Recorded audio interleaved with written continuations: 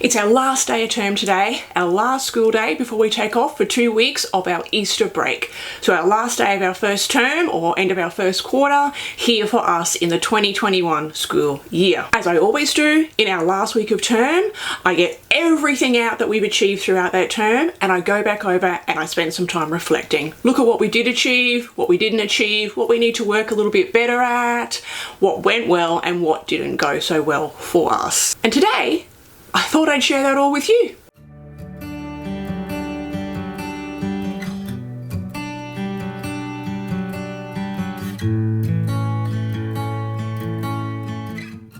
Hello. If you're new here, I'm Kylie, a homeschool mum to 3, book lover and adventure seeker. And this channel is all about our home, school, family and fun. I hope you stick around a while. Let's get into it, shall we? I realised whilst I was setting this up this morning that I haven't done a homeschool philosophy video for you also, how we do homeschool. So I've added that to my list and I will get on to that. So I'll just add in really quickly for you this morning that we are minimalist, relaxed, eclectic, secular homeschoolers. Is that a bit of a mouthful or what? Can we say that again? Minimalist, relaxed, eclectic, secular homeschoolers. I've been homeschooling since 2007 and trust me, I've tried it all. But as the years have progressed, I've come to realise that what works best for my family and for my children is that less is more. So when I show you what we completed, you'll need to keep that in mind. We are not massive, heavy curriculum users. You will not find us here doing school from 9 till 3 in any way, shape or form. I also come from the standpoint of better late than early. And again, I probably should do a video covering that and my reasons why.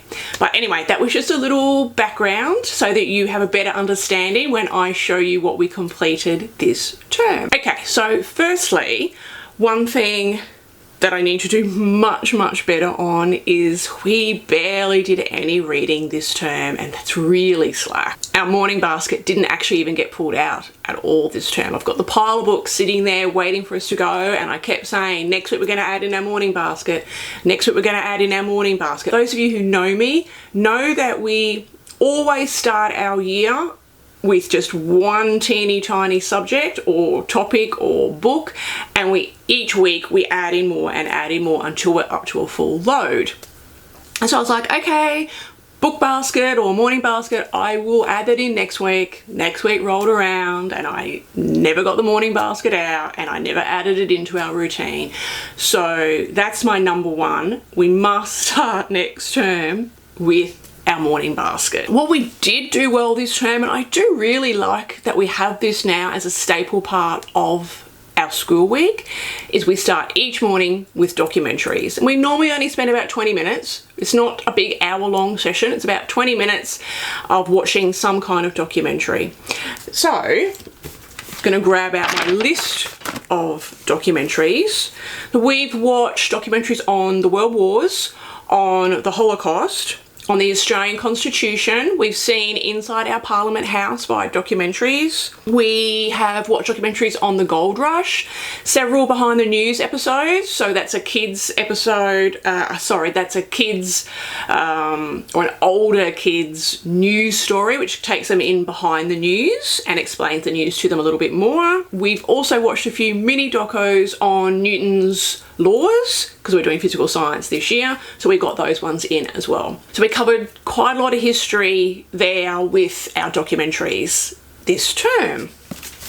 Okay, so maths, we'll get started with maths. If you saw my grade 7 maths video, and I'll try and remember to link a card up the top for you if you haven't, where I walk you through the curriculum that we're using for maths this year for my 12-year-old. He's doing really well. We're using Jacaranda Maths Quest grade 7. He is doing the bulk of this with a tutor and then she leaves him his weekly work to do each week. So that's going really well. He is basically saying that maths is his favourite subject right now. So that's a great win, even though we've progressed to something in a textbook style that I honestly thought we never ever would. But he's really enjoying it. His tutor is lovely lady that works beautifully with him, and that's going really well. For our review maths or catch-up maths or maths to make sure that we haven't missed things or missed anything, we have been working our way through the Life of Fred elementary program. So this term we finished the ice cream level and we are halfway through jelly beans. And then we'll be finished with Life of Fred Elementary. I'm not sure what we'll do next term, whether we will keep going with the intermediate or whether we might have a break from that and do something else in its place instead. The other thing that we've been working through, I keep forgetting to talk to the camera, I'm just talking down here. Okay. The other thing that we've been working through is Hannah's Pepper and Pine mental math curriculum. This is a great program. It's 5 minutes, literally. This takes us 5 minutes, and it probably doesn't even need to take 5 minutes, but we spend 5 minutes a day going through the mental math problems just to make sure that our mental math recall is bang, bang, bang, bang, bang, and it's really working well. It's a great little program, so I'll link that below. But that's Hannah from Pepper and Pine and her mental math program. And if you follow me on Instagram, and I know I haven't been sharing like I normally do over on Instagram, I'm sorry, I will get back to that. I've got lots of stuff on science I need to share over on Instagram. For science, we're using the lab of Mr. Q's physical science program. We're really enjoying the classic science stuff from Mr. Q. We used chemistry last year and it went really, really well. So we figured why not jump in and use the physical science program. And it's going exactly as I expected it to. It's flowing really well. We do our science with a very, very small group of other homeschool friends. So we do the reading each week at home together as a family, and then we come together once a week and do a couple of the hands-on components with our friends. It's working really well.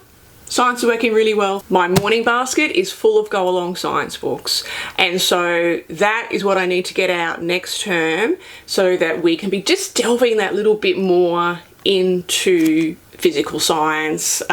We'll spend a bit more time learning about Sir Isaac Newton himself and look at that through some of the books that I've got as well. In terms of social gatherings for this term, most Friday afternoons we've spent it with a bunch of other homeschooling teens. We've been to the beach several times, to the park. We've spent a Friday night playing dodgeball, or should I say they have spent a Friday night playing dodgeball, and we watched from the sidelines. But that's always a fun event for the kids. And also together with our teen group, we've done a couple of wakeboarding sessions, which my two really enjoyed that one. So that was a nice, fun way to get out, meet some new teenagers and reconnect with their older buddies. Language arts. So for language arts, or English, depending on what you call it, we completed our very first Brave Writer Arrow program. Fish in a Tree, with the Brave Writer guide to go along with that. This was a great book. Really, really great book. My son is 12. He's not a huge reader. He does not enjoy reading. So I put him in the Arrow program because I didn't want anything to be difficult for him. I wanted him to enjoy it. And he's right on that cusp. So he's probably a little bit old for this book. I think the main character is 10, but we enjoyed it. We got a lot out of this program. We got a lot out of the book. The book is a great look inside a 5th grade, 6th grade classroom, the good, the bad, and the ugly. I did wonder a little bit why Julie chose this particular book, because it's very, very school focused for a homeschooling program. But we enjoyed it. We got a lot out of it. The Arrow itself, again, I really liked. I have to be honest, I purchased it more because I was intrigued. Because Brave Writer is used by so many people, I was really intrigued. So I wanted to give it a go. It's hard to make any real judgment on something when you've only used it once for one book. So we're going to do another book again next term out of the Arrow program and see how we go, and I will try and come back and give you my thoughts and a review on that then. So that was that. This is an online program, Read Theory. Read Theory is completely free, and it's an online reading comprehension program, which we love. It is so simple, so easy. When you first jump onto the online program and you register, it will present the child with a series of reading passages. I think they start at about a grade 3 level, so this is not a little children's program. They need to be reading. They need to have reading fluency happening before they can use Read Theory. The program will walk them through a test period where they will have to read certain passages, answer questions about those passages, and from their responses, the program will then place them at a level. And as they work through the program, their level will either go up or down as they progress, and the program keeps working towards where they're at. We do Read Theory 2 to 3 times a week, just one session at a time. We really enjoy it. It's such a simple, easy program, and the best thing is it's all completely free. I had noticed that my boy wasn't really progressing all that much in Read Theory, so I made the decision this year to sit with him and do one lesson a week with him. I just think sometimes he was getting a little bit lazy, I guess, when the questions were getting a little bit more difficult and a little bit more challenging and the passages are getting longer, rather than really spending the time delving in and understanding the passage.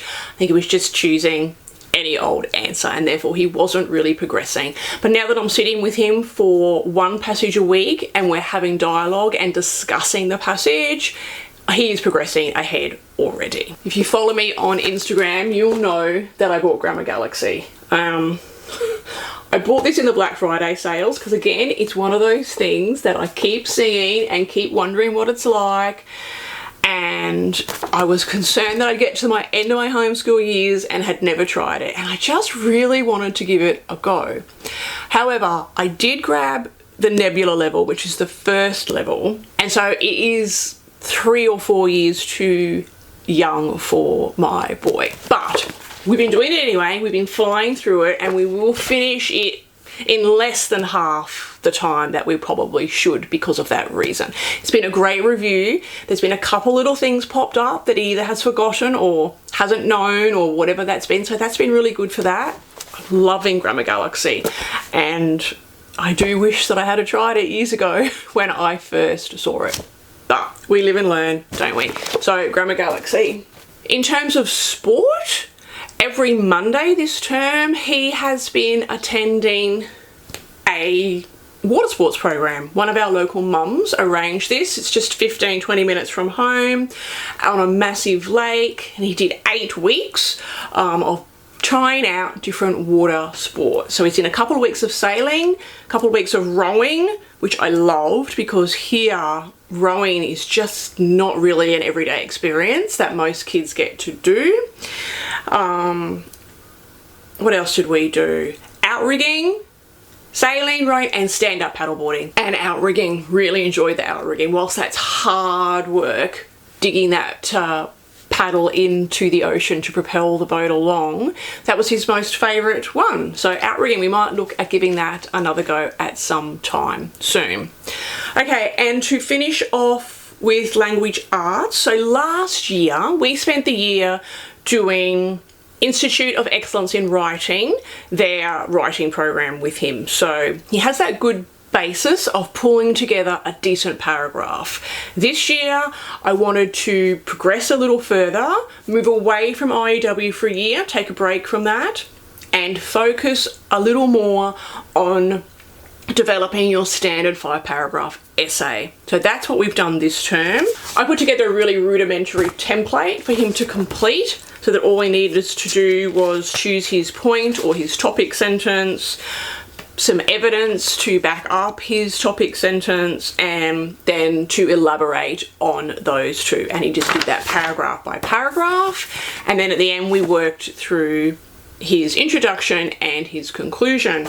And he wrote his piece on why he believes we should get a new pet, and I'm really happy with his first attempt at that standard 5-paragraph essay. So that worked really well.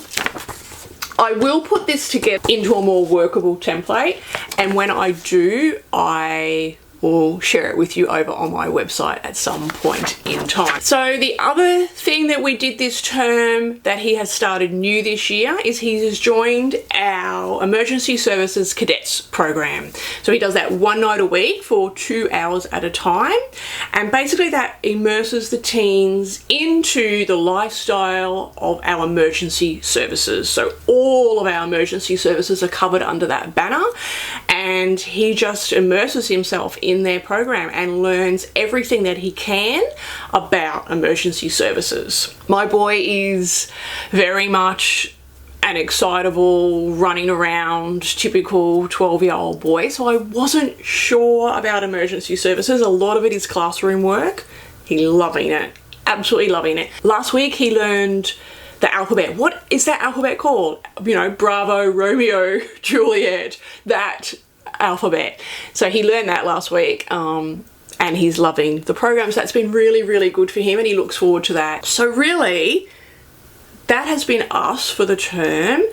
As I said, we are minimalist homeschoolers. We don't spend 9 to 3 working through books, but I'm genuinely quite okay with where we're at for term 1, apart from our lack of book basket. So that definitely needs to be brought back in next term, and that's all on me. That's nothing to do with the kids and their efforts. That's all on me. So my biggest one for next term is bringing back that morning basket. So yeah, that's us for our end of first term. I hope you enjoyed this little sneak peek behind the scenes into our homeschool, a bit more of a casual chit-chatty video with you today. Let me know what you think about this style of video. Do you want to see more of this kind of thing? How's your term gone? Let me know in the comments below. Anyway, I will see you all again soon. Bye.